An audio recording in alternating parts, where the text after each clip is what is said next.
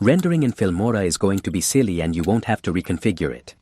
First thing to note is when moving our first video to the timeline that we are going to skip these two options and we are going to choose keep settings because matching media resets all the settings set and could screw us up a lot, so good. After having edited our video, we are going to export, and if they did not buy the Filmora as is my case, it will come out.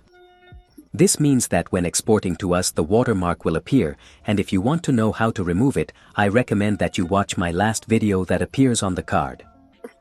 Being here, we will see the name of the video, the route where you want to save it, touch the folder, and then select where the file is going to be saved, and then we will see how important the settings are. This window will appear where they do not touch anything in quality, in Encounter they leave it as it is, in GoProject they leave it like this, and the resolution. Well, they can render the video to 4. They almost have Filmora payment, but we are going to put 1920 for 1080p, then in the FPS they say 30. Yes. No, there is no difference between 29.97 FPS y 30, it just shows 29.97 because it is the original frame rate of the interlaced video. Here in bitrate, there is also something very important, and that is that this consumes too much space when rendering. The lower bitrate we have, the less our video will weigh.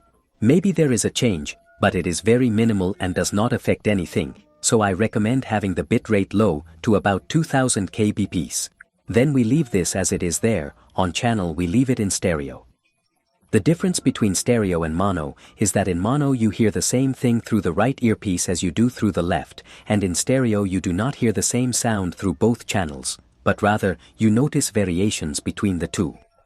That's why stereo is better. We are going to give the bit rate in audio to 128 kilobytes per second. Now ready, then choose the format in which your video will be rendered. It can be MP4, MKAVY, and all these you have here. Keep in mind that depending on the format, your video will weigh more or less.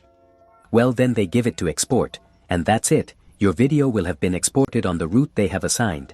Don't leave without first considering at least subscribing or leaving your like. I'm going to start uploading Filmora 11 tutorials. See you in an upcoming video, and bye.